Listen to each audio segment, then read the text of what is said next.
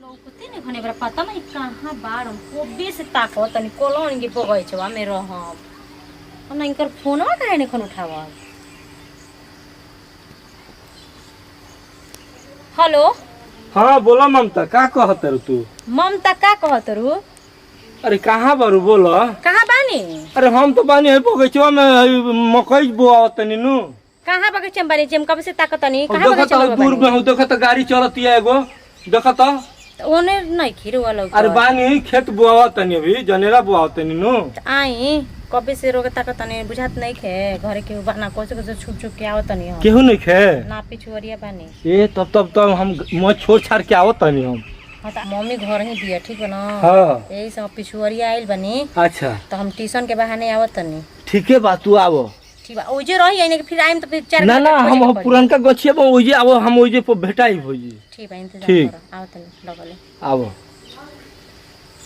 वन ठन के कान कोना भतार खाती जाले देखाए होते मां ये असही रहेला फेंक फाक के असही रख देती है आ तैयार होके के मेरी भाभी हो लिपस्टिक या तने हौदी लाला का तो हई दिया क्रीमा वाला लगा चल जाती है दिन रात मोबाइल ओकर हाथ में जब से गोइल बना तब से बतियाए में खाली लागो रहती है कहते सखी अरे तू जौन तेरा चरित्र तू बतिया तारू ना हम सब जानता नहीं कि तार के हटे उहो के बानी सास जी ना तो कपार पे चढ़ा के रखले बानी कि एगो हमर लड़की बिया दे हम ना मोबाइल ऑनलाइन पढ़ाई करी। अरे कौन पढ़ाई करते हो तो हम न जानता नहीं कहत है कि मोबाइल मत दी मोबाइल लेकिन हमार बात कहां के सुनल सब के बात या हमर मरचाई नहीं भभाई लगता बोलता है तो बोलले बेकार भाई घर में जब घर के पगड़ी उतरी ना तब सब के समझ में आई कि हम का कहत रही है जहे ना तहे लिपस्टिक का पाउडर तो है ना का कही है देखला है कदन कहां जाता है सज धज के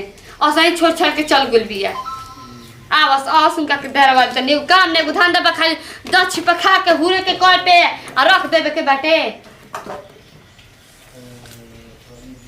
काल फिर चल गेल बगानी में गोइले बगानिया में ओनिया मिलाए खातिर बोलौले कोनो के ऐसे न ओठ उठा के काल दिन कोनो बिटिया बैसल हम ना रही नैहर में अपन कुंवार हम ही ऐसे ही रहत रही माई नहीं खेलो बदिया ट्यूशन के बहाने।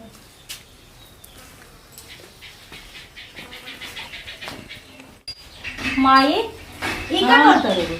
ई का अरे रे? देखत रहनी फोटो एगो लड़की कह रहल ह तो वे फोटो देखत रहनी ह। तू मम्मी खाली मोबाइल में झुराई रहलो हमरो से तेज त तू बारे तोरे सखी के त फोटो हउए तो वे देखत रहनी देखी तो कितना सुंदर बे देख त।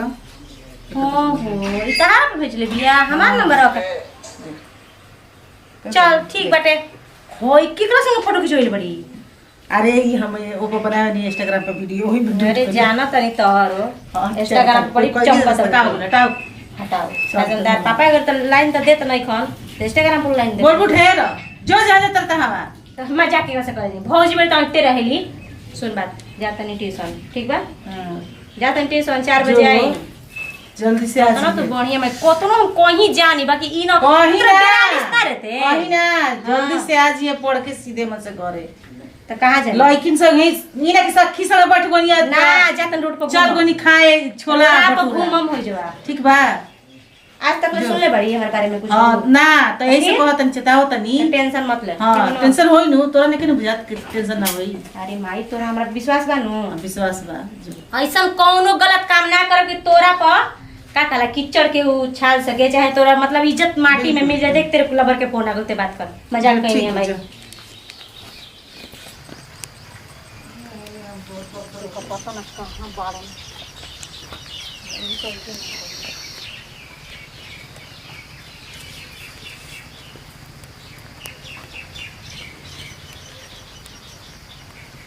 पपीते को बहाना बाटी होता था। तो बारिश होखे लागल ए बेरा देखो ना मौसम बड़ा निमन बन गइल मेले के मौसम है बड़ा सुहाना हो गइल।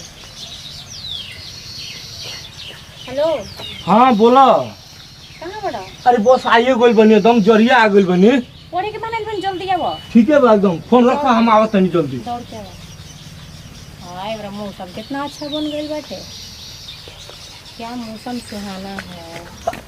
अरे आ गइल तो आ देखो गइल हाँ अब का करी खेत तो मोय बुआ देनी हां कहनी कि भाई तार फोन आ गइल बा गोइनी है सर कुर्ता पैंट पहननी है ना तो लुंगिए में रही। देखो ना मौसम बड़ा आज मस्त बना हो। हाँ आज तो मौसम बनल बा हमनी के प्यार लायक एगो मौसम ई बनल। बताओ पहले तू जब भी आवेला तो हमरे के कुछ लेके काहे ना आवेला हो?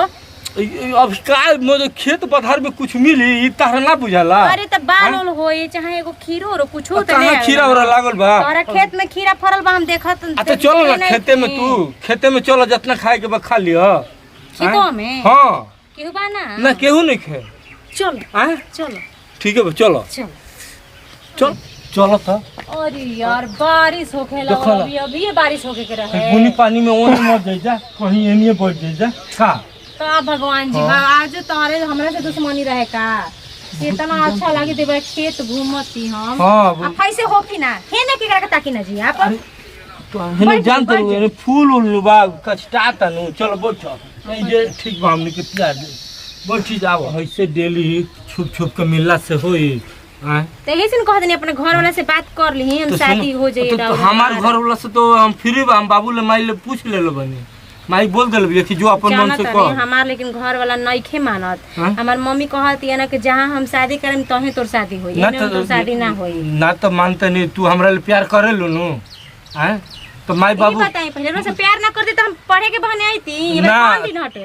तो देखो सुनो तो शादी तो हमरे ले करबू तू जो प्यार करेलू तो हम देखो तू माई बाबू ले कसौ बोल दो आ ना तो भैया हम तारा लेके भाग आ जेब हम ई जान जाना तो नहीं माई मान जी लेकिन हमर बाप ना मानी खचर हटे उ ना माने। खचर हो तो वे लास्ट में वे करब तारा लेके भाग जेब हम। तू कुछ उपाय हाँ। करे देखो ना तनी कटो बारिश चाहे के- कुछ हो को हम लेके ये आज कैसे आई बन जितना तेज सुनो ना बारिश होने लगल। अब चली जा हमनी के बुनी आ गई पूरा जोर से। आज 4 दिन से मिलत रहन जत कितना अच्छा रहे अब आज बोल- बारिश आ गई। हम तो आज हमार बहुते मन करते रोज से भेंट देखो। करे के हो खेतवा में देखिन कितना फोन हरा करेलू खेत तो बाटे। हम कितना खुश हो जाए ना बोलो आए कि हमार ममता बुलावो तरी आज बोलो आई बनी तोहरे खातिर नु आज देखो तो आई बुनी पानी आ गई आए आज भगवान के लागत है कि मिले देवे के मिले मन नहीं क्या हमारा ऊपर वाला नहीं ऊपर वाला भी खुश बा। हाँ आए आ जाए दो तबीयत खराब हो जी डेली तो खेत में भीजते बानी हम बिया बुआई न तो जाए तो फिर काल मिलल जी फिर मिलल जे नु। हाँ मौसम देखो तो ना अच्छा नहीं खेला बुनी पड़त पूरा जोर से बुनी जाई रो घर दिन के बाप रे कितना तेज बारिश हो बारिश आ गई अब चल हम जाते हैं दूसरा दिन भेंट होई ठीक बा जाए ठीक नो ठीक हो जाते हैं।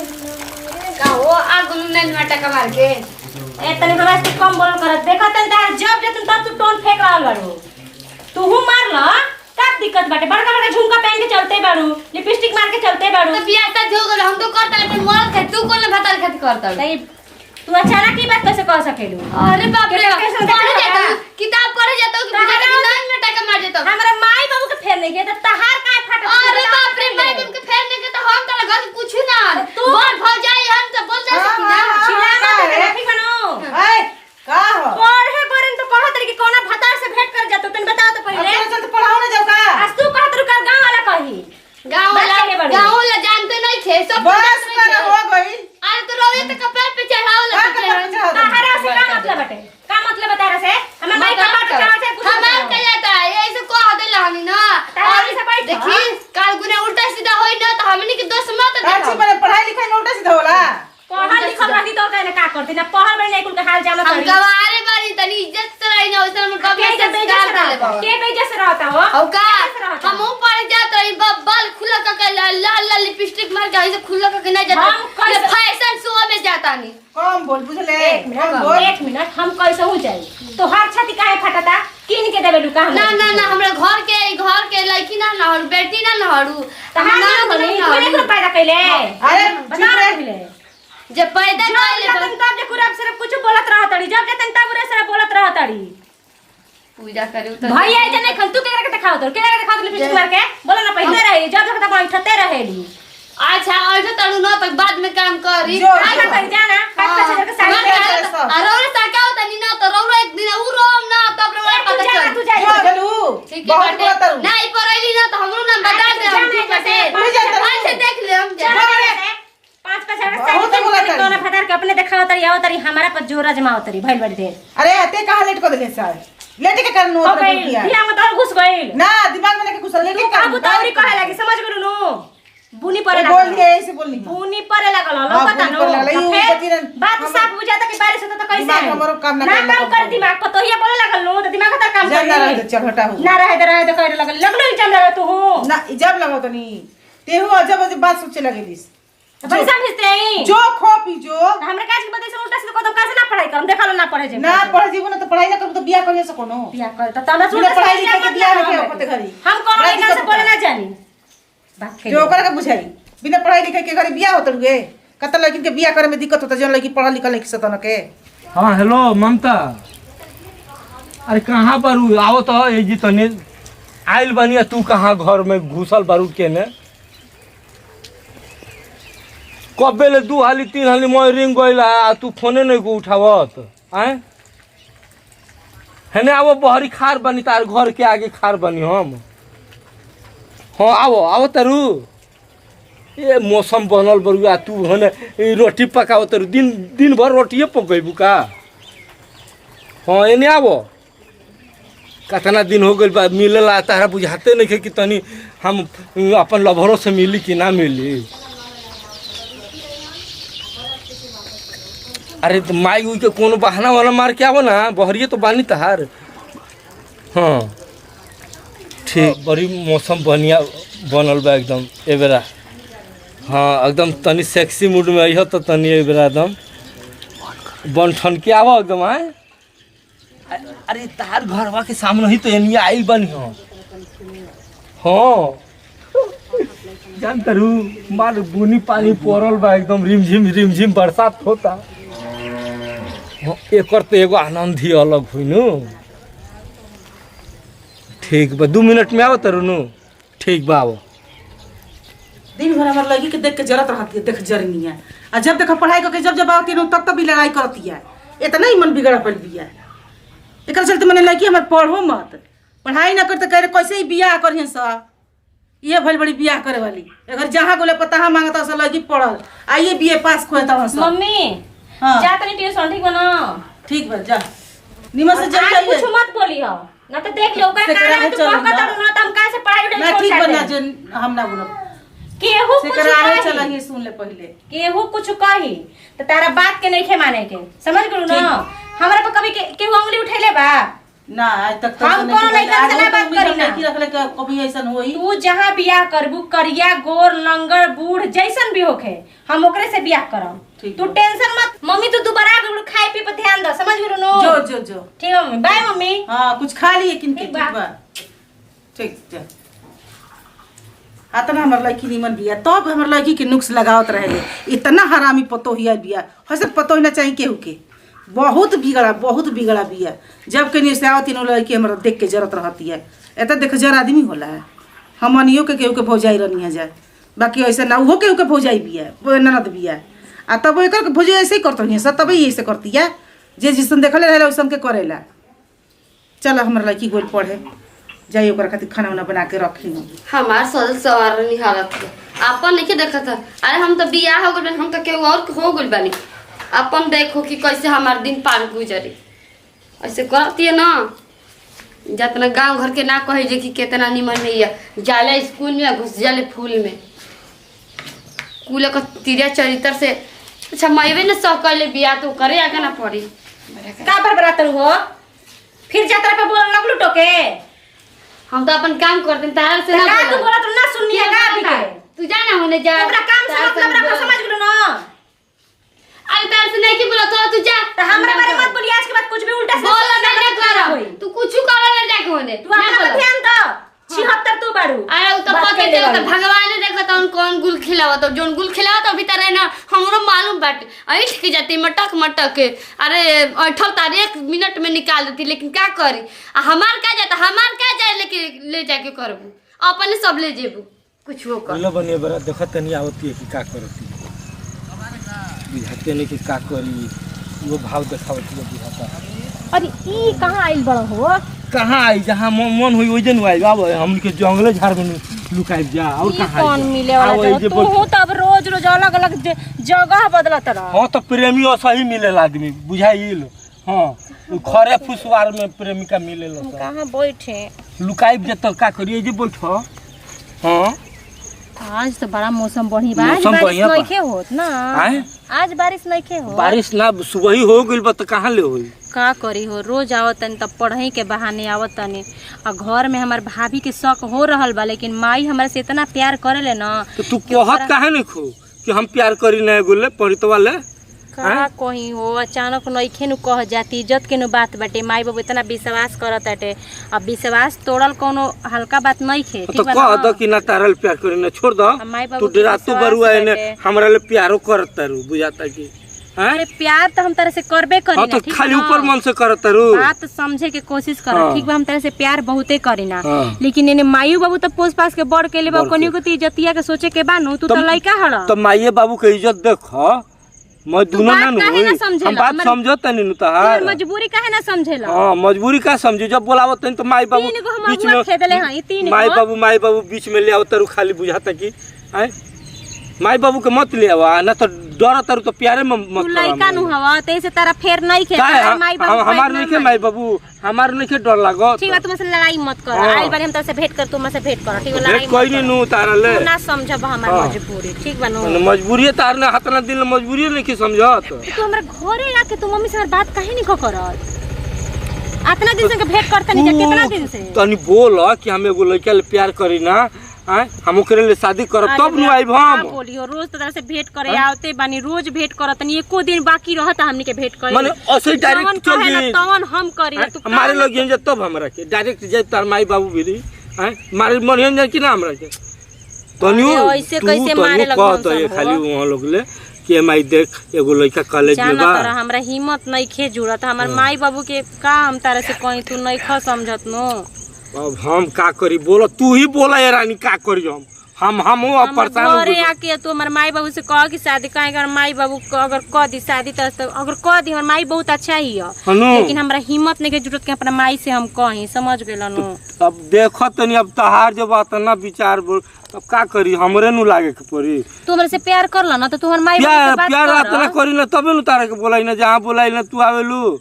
हैं हाँ वो देखा प्यार अपना बोला? जगह पे बाटे, लेकिन मायू बाबू तो पूछ पास के बड़ के ले बता भाई, कोनियो की इज्जत देखे के बानू। बताव तू इज्जत देख, माई हम कहता नहीं कि माई बाबू और इंतजार करम, तारा पे बहुते भरोसा ना, कइले तू बानी। जा, तू घरे और जा। हम देखो हम भागम पराइम ना, हमार माई से बात कर लियो, काहे कि हमरो माई के बहुते इज्जत बाटे। हम नहीं के चाहत कि हमार माई के इज्जत खत्म होखो। हाँ। प्यार मोहब्बत अपना जगह बाटे, हम जात नहीं। ठीक बा ना? ठीक बा तू जा। आइबा ना? हां आई भाई हम तोहर इंतजार करम। तू जा ना, इंतजार करत नहीं हम, तू ठीक जा। बाटे। हां जा। तहरा ले कोनो प्यार करे के बा? हां ओइनी मजा लेनी तहरा ले होई करियठ माला ले हम जातनी बियाह करे खातिर हम। हां ना तो तार बाबू माई ले जातनी हाथ मांग, तारा ले बढ़िया बढ़िया हम पीछे बारिश सुन तारा ले ए जा मजा लेवे के रहल कि तारा हम बियाह करे के बा तारा ले हमरा। हां ना तो जा तक करे पढ़ो पर ध्यान दीही, दिन रात खाली मिलत नहीं झूलत नहीं। माई बाबू सब कहता पढ़े के पैसा लगावता, पढ़ाई नहीं की करत। देखी तो सुबह अब भइलो काहे में तू चक्कर ले खावत टे। कपड़ा काहे घुमता बुझाती नहीं कि सुबेरे से हमार तबीयत ठीक नहीं खे लागत न, 3-4 दिन से साला भूख लागत टे।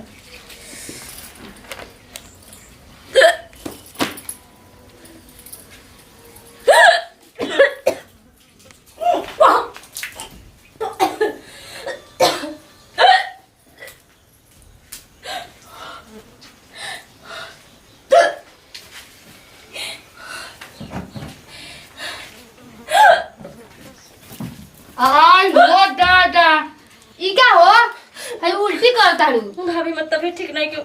हाँ हमारा तबीयत ठीक नहीं के चक्कर आवता, हमारे से बात मत करा अभी। भगवान अरे अरे मम्मी जी हमारा तबीयत ठीक नहीं के हाला मत कर। बुझा है तबीयत ठीक नहीं के, अब ना बोले निकली काहे तबीयत ठीक नहीं के। मम्मी जी हां हाय देख ली जोन और बेटी गुल खिला के आज भी जोन पढ़े चली पढ़ाई पढ़ के क्या बात करते हो? हमारा तबीयत ठीक नहीं के, समझ गेलू नो? तबीयत ठीक नहीं के यार, बुझा त कहां टेबल जाके ढील गिरवा दे लुकादू की पर तबीयत ठीक नहीं के। आए ये देखे उनके घर खंडाल एकदम माटी में मिलवा देली, मुंह पे करखा पतवा दियली, जाके मत बोली ना निकलत रहे यार।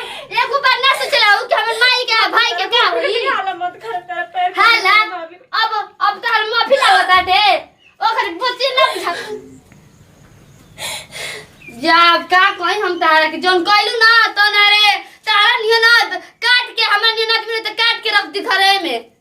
हां बुढ़ कुटने के चढ़ाओ लक्का पार पे हमार बतिया बाउर लागत रहे घर के बोलत हमर लाइक के पढ़ के इंजीनियर बनी तो कैसे करी। अब भगस जौन गुल खिला के गोली ना अब उनकर छछनाए बाप तन बताओ तनी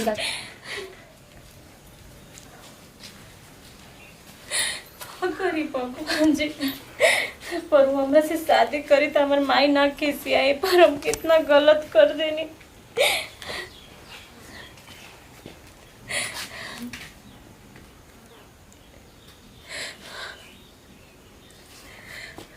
हेलो हाँ बोलो का बोलते हो? कहाँ बड़ा?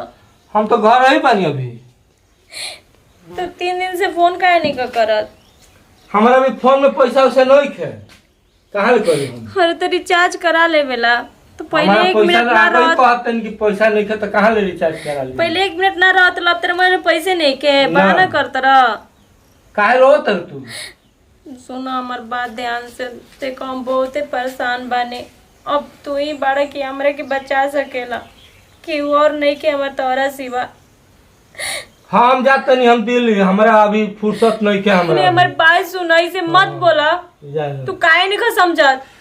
हमारा काम दुनिया धंधा में लौकता अभी, हमारा इकुल में हमारा मतलब नहीं है अभी। लो बोलो का कहते हो? तो सुन बहुते हमरा डर लागता है यार। अरे सब बात छोड़ो ना, तू कौन का चातुर ई बताओ ना आगे। तू हमरे से प्यार करेला कि ना? हाँ हो करत नहीं, बहुते करत नहीं। तो फिर तू हमरे से शादी कर ला। काहे कि देखो तू शादी ना करबो तो हम दुनिया में मुंह ना दिखावे के लायक रह। हमर अब माई ठीक के बा, बाबूजी ले माई ले बतियाई तबे न शादी होई। हमर माई के भरोसा टूट जाई। भौजी तो हमेशा ताना मारते रह गईली बाकी अब उनकरो बात सच हो गई। का मुंह दिखाई हम? का हो गई, का बात बता है मुंह दिखाए के कहतरू? हम प्रेग्नेंट। देखो तू हमरा भी फोन मत करो हनु। ई का कहत रहो? हां तारा ले बियाह हुआ हमर ना करो, हमारा भी फोन मत करो, चुपचाप काट कर भाग, चल भाग।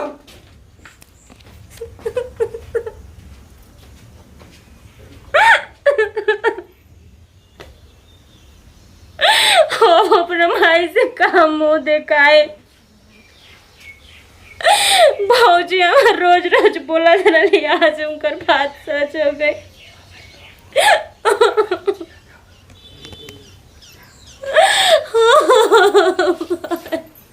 काहे रे काहे रोत रे का बोले? कुछ ना माई। हां तो रोवत रे तू? कुछ ना माई उतना नहीं, मतलब तबीयत ठीक नहीं कि माई कपार दुखाता टे। कपार दुखाता? तो कपार ने दुखाता तो तोरा हमरा से कहला ना? अब बहुत तेज दुखाता। कहां भी आऊ? तेज दुखाता हम जाना तनी काहे तेज दुखाता। हमरा के बोलत रही ना हमेशा कि ऐसे बोलतिया हमर लइके के पढ़े नहीं के विदा करत। अब देखी हां माई अब हम का कर कहू में लाज लागत टे। काची कहे वाला जला तो को बोल कहे हमनी के मुंह देखाए लायक ना रहो नी जा समझ जाई। करे का कहती है? उल्टी बात बा माई हम घर पे जाके ऐसे कपार घुमत टे। माफ कर दे। अरे हम पढ़ाई करे के डेली डेली बैठ रही रे कि पढ़े जाइए। ऐसे हम कहत रही तू कहत नहीं कि बोलत थी। का कहती है? बोल बोल। माई माफ कर दे। माफ करे वाला बात कहत बतिया तो तुम से हैं? ओ खाली कर ना बुझाई कि हम का कर। माफ होला अरे जा दी छोड़ जा दी छोड़ दी। अरे घर की इज्जत घर ही में तो पकड़ लगाई। माई तो पढ़ाई करे के भेज ना माई हमसे कहती अगर गलती हो गई कैसे गलती कोई नहीं तो कर दो। कैसे गलती है? ना माई कैसे गलती? बिना गलती कर लो जी। कैसे रखता है?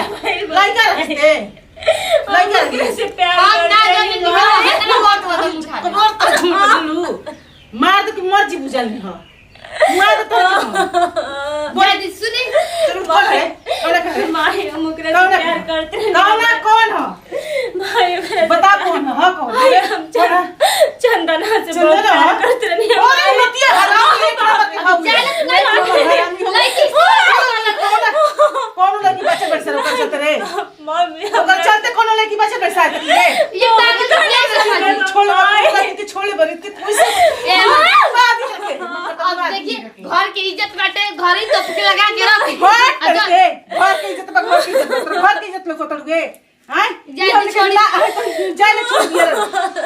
शादी कर अब गलती कोई देली तो क्या कम काटम बाबूजी हम तोहर बात ना मानत रहनी हम कितना गलती करनी जाते चुप रह वो चीज गलती कर बड़े जल्दी छोड़ ना तो गांव घर के सुनिए सना तो रौरे हमनी के बदन छोड़ दिया एक काम कर एकरा के कोनो ऐसन दवाई दियो जे एकर के मतलब खत्म हो जाए एकर कहानी बच्चा के कर ठीक नु तू जान तब कोनो दवाई हम तो जानला ही नहीं किया तक ना कोइले बनी ना जाना तनी हम जल्दी बबी चुप रही लेकिन अगल बगल सुनिए सना तो हमके इज्जत हम तोहरा मालूम बा एकर काम खलास करे के तोहरा जानकारी बा कहीं अब हम का कहीं अरे हम का करिए छोड़े बड़ी से माई हम लोग छोड़ बड़ी से मां हमरा जो गलती नहीं कर रही थी अब और गलती हो गई हमरा से हो गई मम्मा एकरा से बहुत प्यार करते रही पर हम ना जानी कि हमरा छोड़ से भी पति ना छोड़ लो कोनो लायक ना छोड़ सब अब का करी कौन मुंह दिखाई अब बाप जो होली कर के करे संग जाई के संग रे कैसे हम का करियो बताओ के हम चल करवाई चल चली मली हे भगवान होइसन बेटी कोई कहां से हमरा कोकी बजा बिल्कुल अच्छा जादी देखी हम ना जाने रहनी कि हमरा संग इतना बड़का धोखा दी देखी जादी जोन भाई के पड़ी जाइली की त हमर नाम होई और बढ़िया लड़का से बियाह कर देम लेकिन देखिए घर द्वार अब चिल्लाला से कुछ ना होई एक बन में भी चुप लगा देना तो गांव घर के हंस के निहाल हो जी सुनिए भैया लड़का को देख हम कहां छुपाई एकरे के कैसे छुपाई हमरा समझ में नहीं के सब चिंता मत करी भगवान के दे सब ठीक हो जाए गलती कोई दिन तो काटम बताई अपन जमा लगे ऐसा करो कोनो ओकर रास्ता निकालो बच्चा के खत्म करे खातिर ठीक बा हम अपन माई के फोन लगा के बताओ बहुत दिक्कत होई समय ला हम के बारे में जानत नहीं कि तोहरा कोनो पता तू कर कनिया ठीक बा हम माई से बतिया के फोन करता हां ठीक बा बतिया के कहो